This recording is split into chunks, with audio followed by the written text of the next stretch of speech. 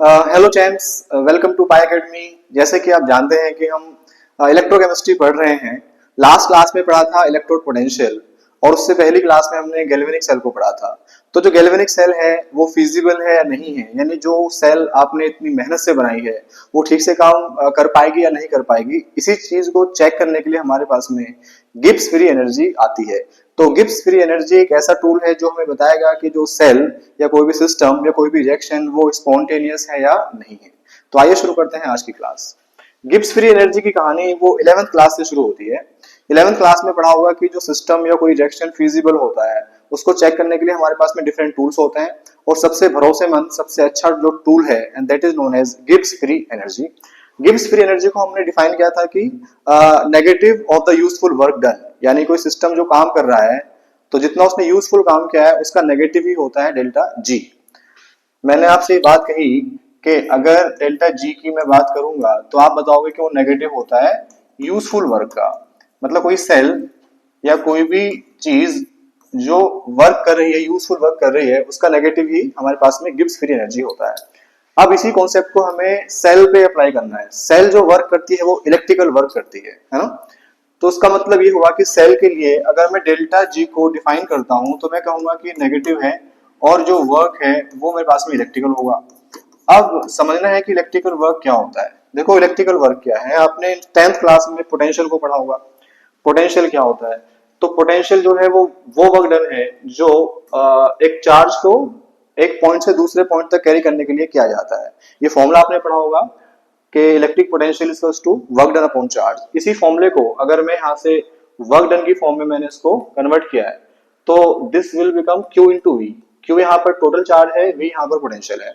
यानी यहाँ पर जो इलेक्ट्रिकल वर्क ये वर्क यहाँ पे आया था इसके प्लेस में यहाँ पर क्यू इंटू वी आ सकता है। तो मुझे अगर डेल्टा जी के फॉर्मूले तक जाना है तो क्यू इंटू वी यानी कि क्यू और वी की वैल्यू मुझे पता होनी चाहिए। तो समझते हैं क्यू यहाँ पे क्या है। देखो ये सेल के दो इलेक्ट्रोड मैंने यहाँ पे ड्रॉ किए हैं। अगर ये एनोड है तो फिर ये कैथोड होगा।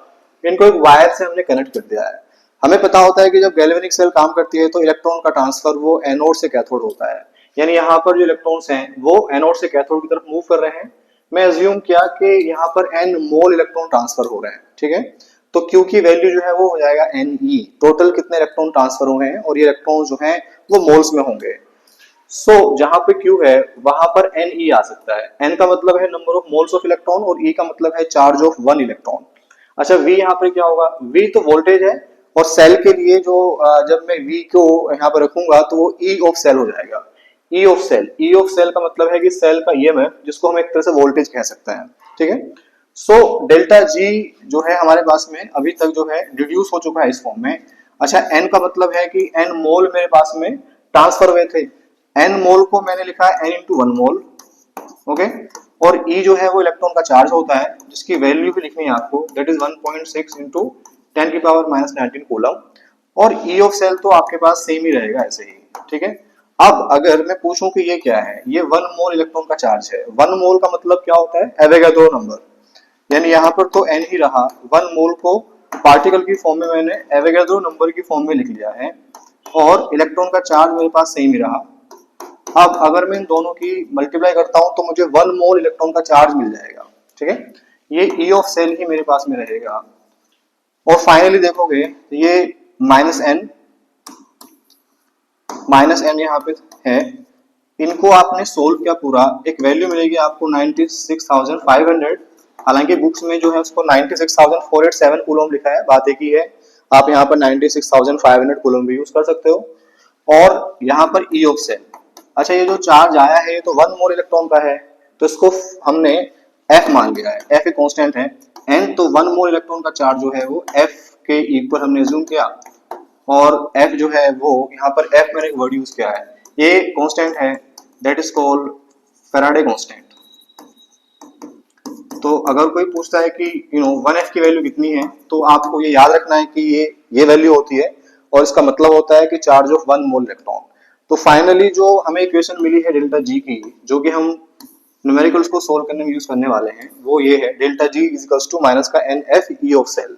N का मतलब है कि एनोड से कैथोड तक कितने इलेक्ट्रॉन ट्रांसफर हो रहे हैं, F कांस्टेंट है, और E ऑफ सेल वहां पर गिवन होगा आपको, या फिर इसको भी हम फाइंड आउट कर सकते हैं।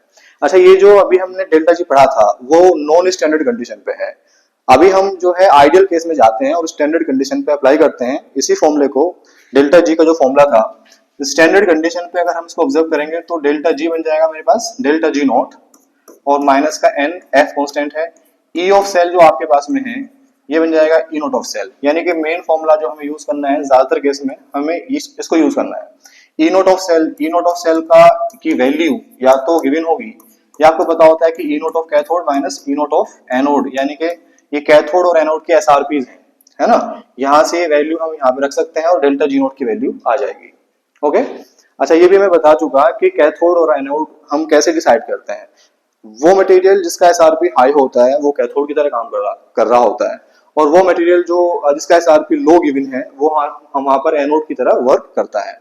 यहाँ से डेल्टा जी की वैल्यू कुछ आएंगी।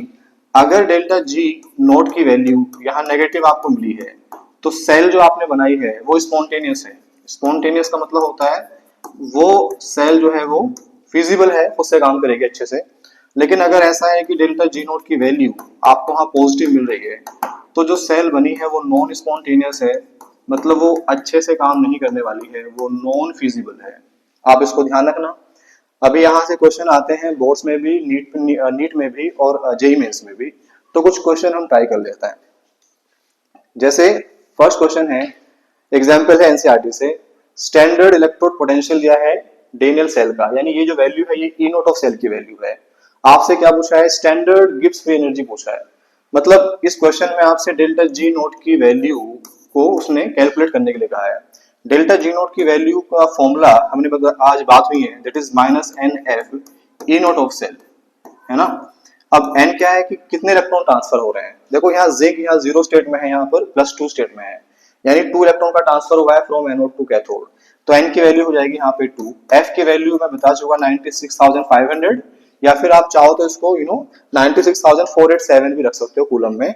और ई नोट ऑफ सेल की वैल्यू जो मेरे पास में यहाँ पर आती है दैट इज 1.10 वोल्ट।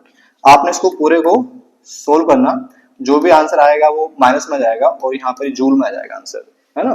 तो इस तरीके से आप डेल्टा जी नोट की वैल्यू को फाइंड आउट कर सकते हैं। ये बहुत ही बेसिक सा क्वेश्चन था। एक क्वेश्चन हमें ट्राई करना है इसी टॉपिक से जो बोर्ड्स में आ चुका है।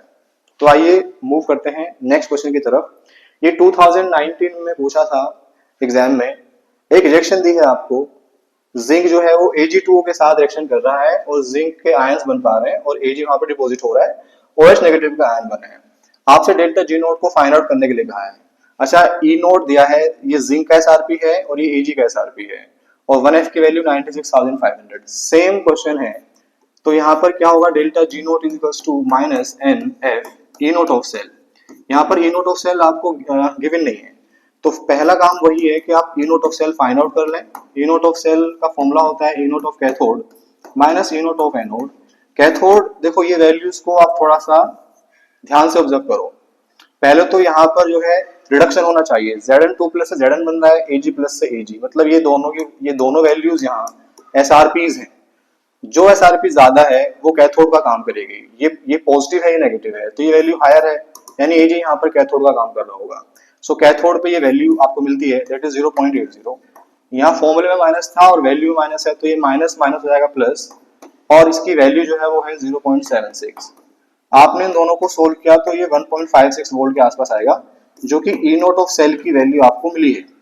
अब आपको यहाँ पर जो है ये जो फॉर्मूला मैंने यहाँ पर लिखा था स्टार्टिंग में कि delta G naught is equals to minus का n F E naught of cell, इसमें ये वैल्यू सारी आपको पुट कर देनी है। सो यहाँ पे क्या होगा, डेल्टा जी नोट जो आएगा, एन की वैल्यू यहाँ पर 2 है क्योंकि 2 मोल्स इलेक्ट्रॉन ट्रांसफर हो रहे हैं, तो 2 यहाँ पर एन की वैल्यू है। अच्छा, माइनस भी था यहाँ पर, तो माइनस को आपको रखना सेम 2 और इनटू एफ की वैल्यू 96,500 कूलम में होती है और ई नोट ऑफ सेल आपने फाइंड आउट किया है दैट इज 1.56। आपको ये सभी को मल्टीप्लाई करना है, तो मल्टीप्लाई जब आपने किया तो यहाँ पे कुछ वैल्यू आपको मिल जाएगी, शायद 301080 कुछ आएगा, तो वो जूल में आपको मिल जाएगा, है ना। तो ये नेगेटिव अगर आएगा तो वहां पे सेल जो है वो स्पॉन्टेनियस है, फिजिबल है। तो आई होप ये टॉपिक आप ठीक से समझ पाए। डेल्टा जी या डेल्टा जी नोट जो है वो हमें बताता है कि जो सिस्टम है या कोई रिएक्शन है वो ठीक से हो पाएगी या नहीं हो पाएगी। Thank you for watching.